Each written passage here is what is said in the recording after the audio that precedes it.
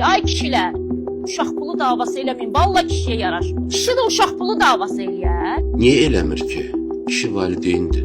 Uşağının gələcəyi haqqında düşünmək payı kişinin də üzərində var, özdə az deyil. Dövlət səndən xahiş eləyib uşaq gətir dünyaya, sual verirəm. Onda dövlət də vətəndaşdan əskər tələb eləməz, vergi tələb eləməz, cərimə eləməz. Sənkin yeh mənkin oynadaqla olmur axı. Uşaq pulu davası eləməyin, vallahi kişiyə yaraşmır. Harda yazılıb ki, kişi uşaq pulu tələb eləyə bilməz? Vallahi bizim şəhidlərimiz uşaq pulu ilə böyüməmişdilər.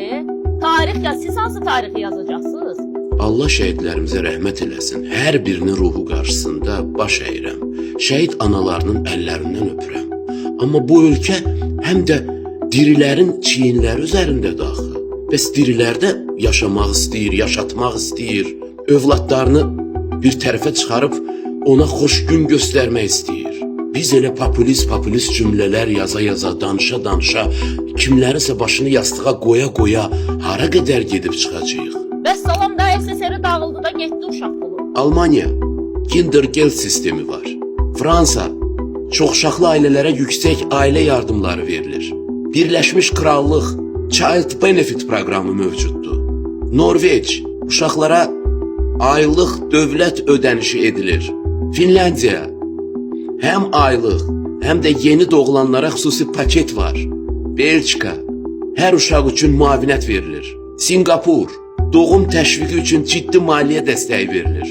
Bu ölkələrin heç birində hakimiyyət demir, uşaq pulu nədir? Yaşayın da, dövlət sizdən uşaq tələb eləyirdi. Bir tərəfdən özümüzü didib dağıdırıq ki, ailə institutları formalaşdırılmalıdır, ailə dəyərləri qorunmalıdır, ailə qurulmalıdır. Bəs yaxşı ailə quranda da alınmalıdır da, uşaq olmalıdır da bəs. Dövlət məndən ailə istəyib də, yəni normal vətəndaş həddi buluğa çatandan sonra ailə qurmalıdır. Onda ailə ləğv olunsun da. İki fərd toy olmasa da, cütləşib hardasa baş-başa yaşaya bilərdi də, uşaq olmadan da. Deməli, ailə lazımdır da. Ailə lazımsa övlad da lazımdır. Bunu başa düşmək çətin deyil axı.